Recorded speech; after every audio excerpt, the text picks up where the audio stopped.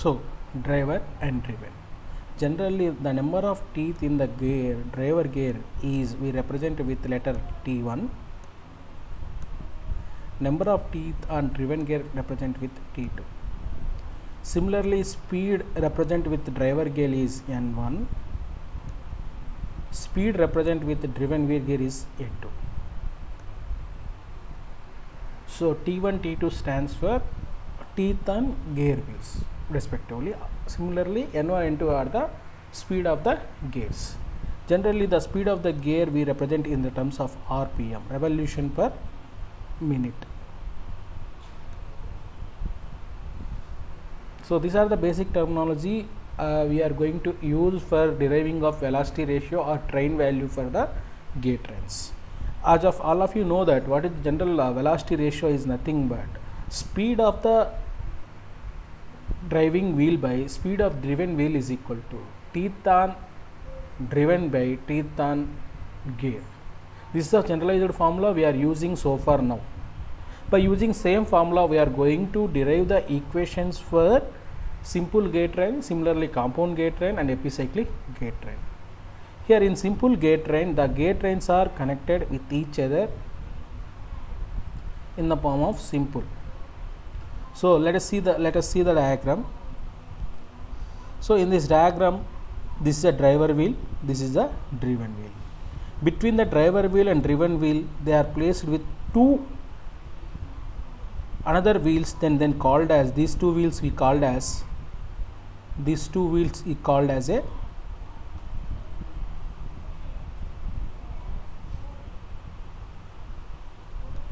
wheels we generally called as ideal gear wheels. So generally the gears are connected externally, we getting the motion is opposite direction. If the gears are connected internally, the two wheels are rotating in same direction. So here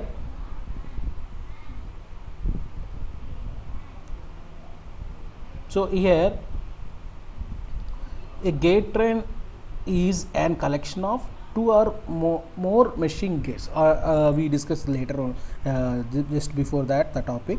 Gear train is nothing but it is a combination of gears connected with each other, then we call as a simple gear train.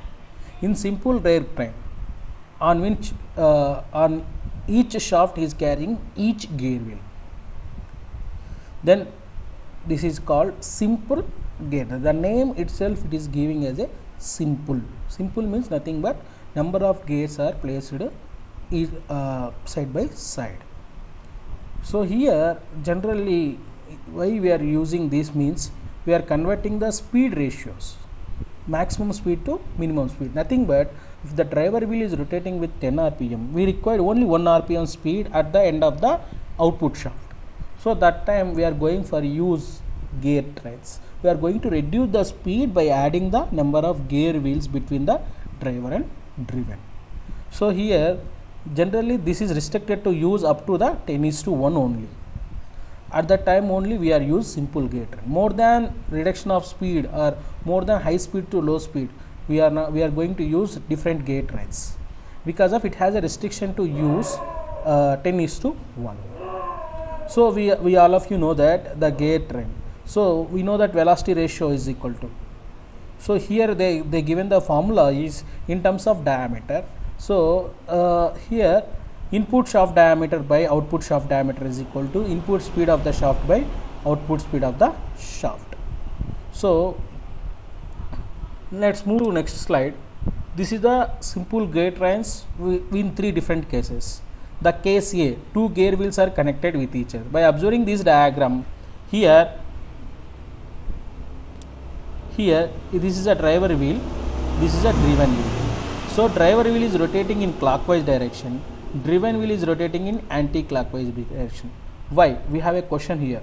So one is rotating in clockwise, another one is rotating anti-clockwise. Because of these two gears are connected externally, so the the motion of the gear wheels are opposite. So let's comes to second diagram, B diagram, driver driven. Between these two they have another wheel that is mounted in the second shaft.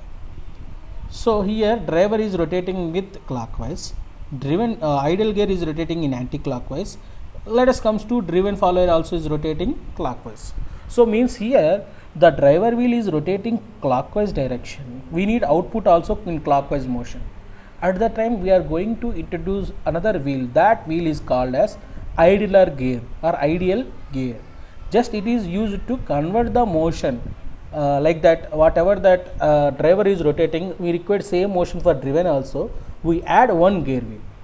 Suppose you add even gear wheels, we get opposite direction. You can add only odd number gear wheels in between the driver and driven.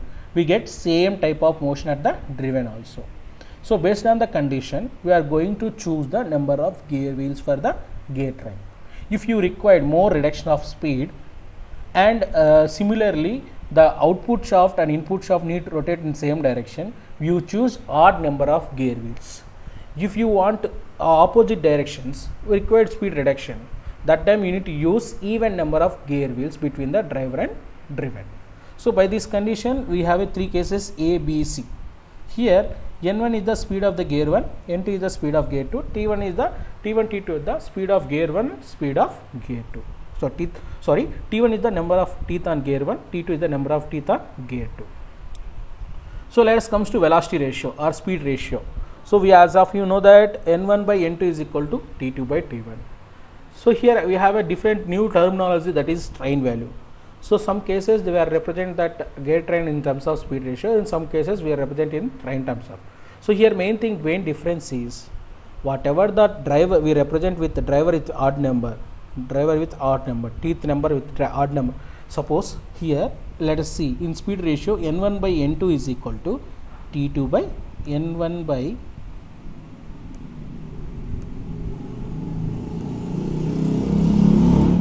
N2 is equal to, we have a general formula for speed ratio T2 by T1.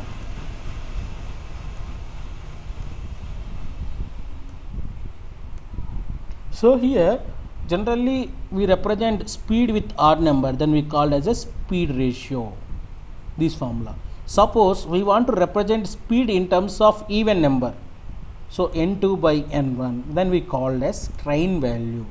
So representation of number odd or even, based on that the definition will be changed. So here T1 by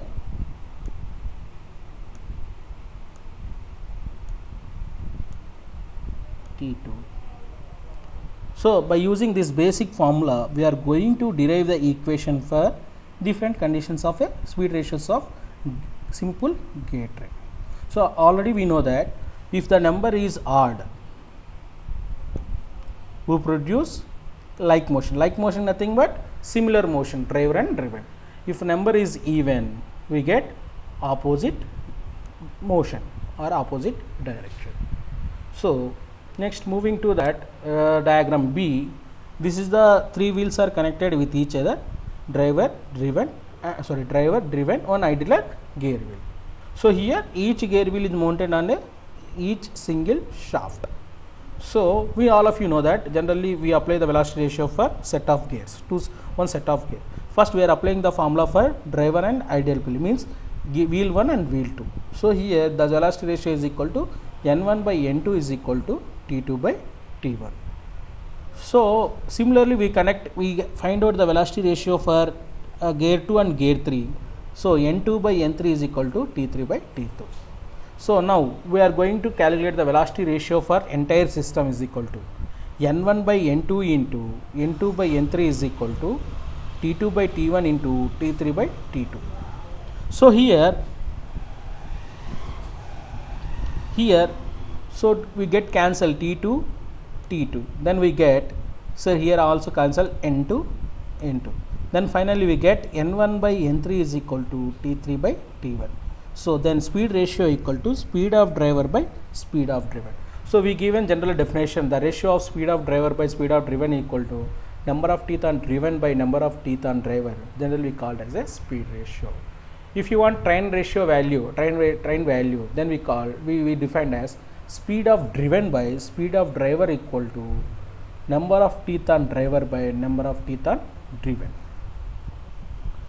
So let's move to next one, compound gear train. Here, what is the difference between simple gate train and compound gate train means, in simple gate train, we connected the wheels, each gear wheel to each shaft. So here we are going to connect some shaft having more than one gear wheel. They connected with each other. Then we called compound gate train. So here in compound gate train, so number of shafts are placed parallel to each other or separately. So here one shaft is having more than one gear wheel. Then this condition we call as a compound gate train. Here whatever the ratio we required, more than 10:1, we suggested compound gate train for your application. If the reduction value 10:1, less than 10:1, we suggested simple gate train. We required more than 10:1 reduction, we go for compound gate train. So here compared to that simple gate train, that required more space for reduction of speed. Here it required small space for reduction of more speed. So that's why we generally, most of the applications where we require 10:1, they suggested compound gate train. So in compound gate train also we are use same thing. So same speed ratio formulas and same train value formulas. By using these formulas, we are going to calculate the speed ratios for the system. So here main advantage is compound gate train over simple gate train is much larger speed reduction from the first shaft to last shaft. So suppose let us assume the first shaft is rotating with 500 rpm. We require 100 rpm or we require 10 rpm. So generally for simple gate train, it is required more space for reducing that much of speed. But comes to compound gate train, it is very easy to reduce the speed at less space. So that is the advantage we have compared to simple gate train. So next one is riveted gate train. In riveted gate train, here the shafts axis, the shafts are placed by the shafts are coaxial shafts.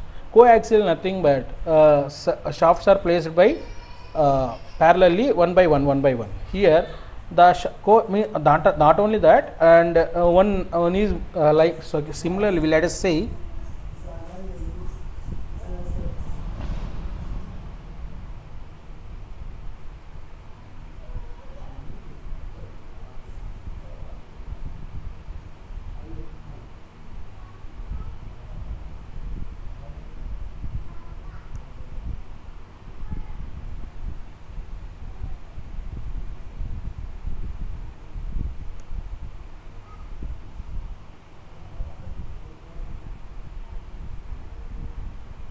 okay.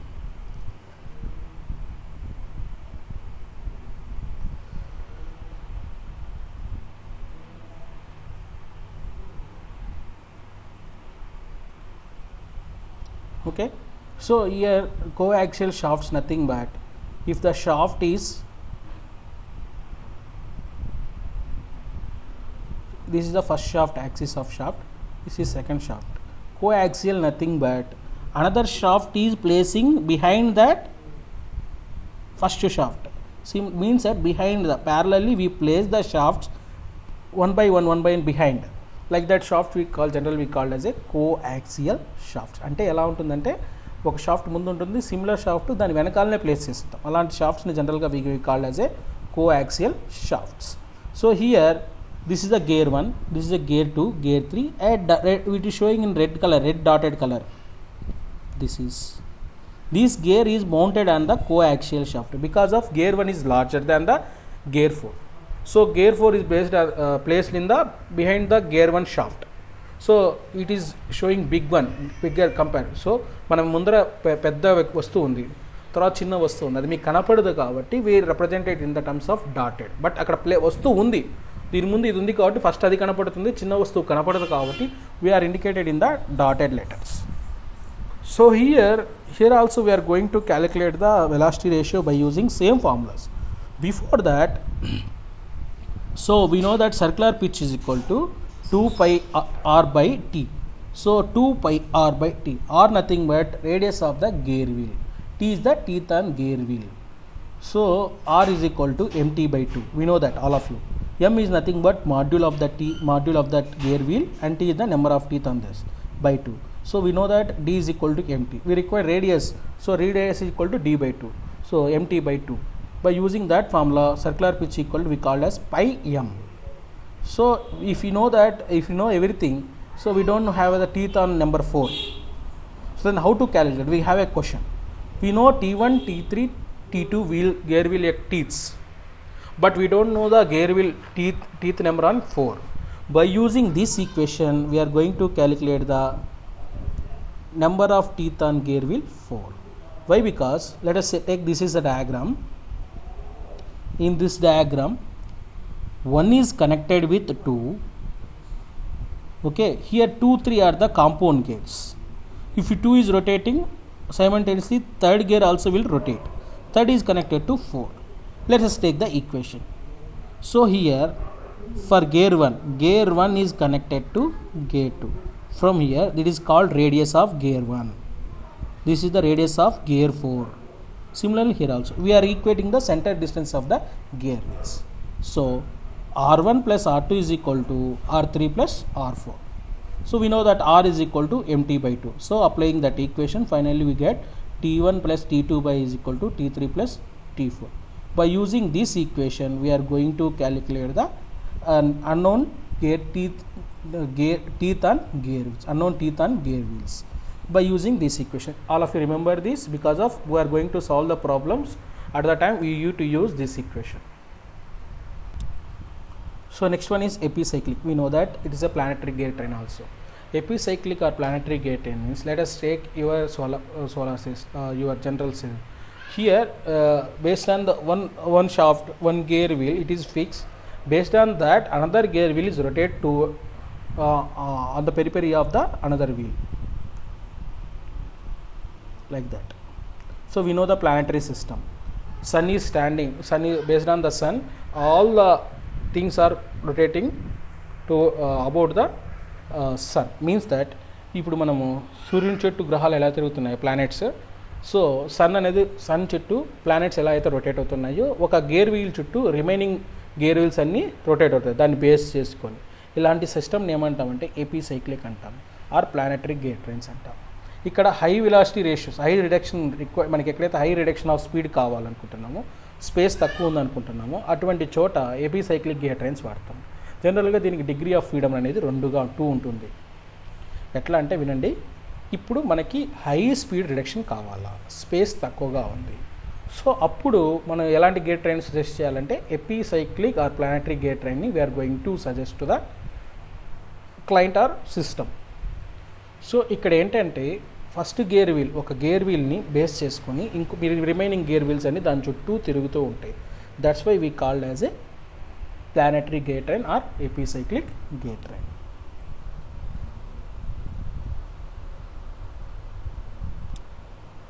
So this is the diagram, the epicyclic. By seeing this diagram, you can understand easily. So gear A, gear B. So gear A is fixed, gear B is rotating around the gear A. So ante gear A ni base cheskoni gear B tirugutundi kabatti with help of R we called as a planetary or epicyclic gear train. This type of problem solved by using two methods. One is tabular method and second method is algebraic method. Tabular method or algebraic, but in your syllabus we have a tabular method. For next class we are going to solve the problems by using tabular method. Okay students, thank you. So next class we are going to result how to solve the problem by using tabular method.